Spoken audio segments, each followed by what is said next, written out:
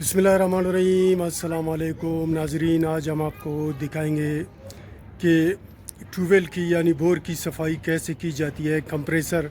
तो उसका ये मुकम्मल वीडियो देखे।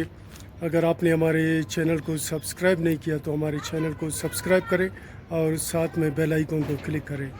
तो कंप्रेसर से ट्यूबवेल की सफाई हो रही है, उसका वीडियो मुलाहिजा करें।